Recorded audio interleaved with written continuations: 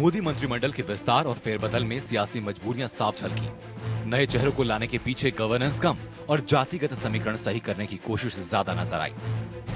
मंत्रिमंडल विस्तार में यूपी से 3 नए चेहरे हैं। शाहजहांपुर से सांसद और दलित नेता कृष्णराज, चंदौली से सांसद और ब्राह्मण नेता महेंद्र नाथ पांडे, जबकि मिर्जापुर से सांसद और एनडीए में सहयोगी अपना दल से ताल्लुक रखने वाले पटेल नेता अनुप्रिया पटेल को टीम मोदी में जगह मिली है। जाहिर है बीजेपी की नजर राज्य के अगड़ा, पिछड़ा और दलित वोटों पर है। चूंकि आज हमारी राज्य में एनडीए की सरकार नहीं है, इसलिए केंद्र की सरकार की जो तमाम कल्याणकारी योजनाएं हैं जो गरीबों पर केंद्रित हैं, उनका लाभ एक विरोधी सरकार होने के कारण हमारे राज्य को नहीं मिल पा रहा है। तो केंद्र की सरकार की तमाम योजनाओं का लाभ हमारे उत्तर प्रदेश की 21 करोड़ की आबादी को मिले। इसके लिए जरूरी है कि हमारे राज्य में भी एनडीए की सरकार बने। जनता ये देख रही है कि 5 साल बसपा ने लूटा और आज लूट के ही बंटवारे के झगड़े हैं, और 5 साल सपा और उसके परिवार ने लूटा। तो जनता इससे मुक्ति चाहती है, वो मुक्ति बीजेपी दिलाएगी। ये कोई चुनौती नहीं है। अब तक मैं भारतीय जनता पार्टी की कार्यकर्ता हूँ।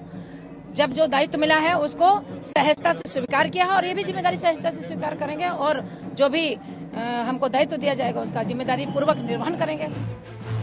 अनुप्रिया पूर्वी इलाकों में कुर्मी वोटों को समेटेंगी ही, साथ ही में नीतीश कुमार के प्रभाव को भी काटेंगी। साथ में बीजेपी गैर जाटव वोट को भी अपना बनाने की कोशिश में है।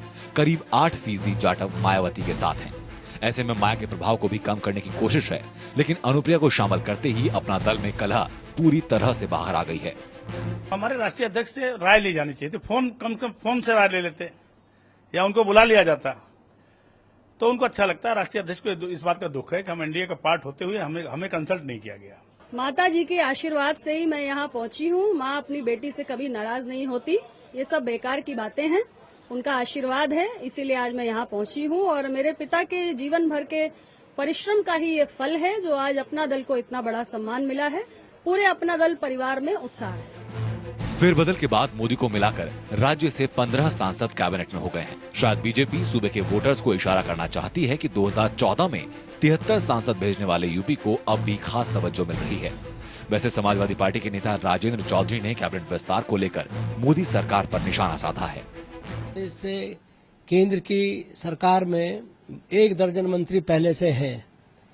2 साल हो गए, उन 1 दर्जन मंत्रियों ने उत्तर प्रदेश के लिए विकास के मामले में कोई बात केंद्र सरकार से नहीं कही आज तक भी, और राज्य सरकार ने जो भी विकास किया है उत्तर प्रदेश में अपने संसाधनों से किया है। गौर करने वाली बात यह है कि केंद्रीय मंत्रिमंडल के ताजा फेरबदल से योगी आदित्यनाथ के नाम को बिल्कुल ही दूर रखा गया। इसे भी यूपी में बीजेपी की चुनावी रणनीति से जोड़कर देखा जा रहा है। Bureau report, APN।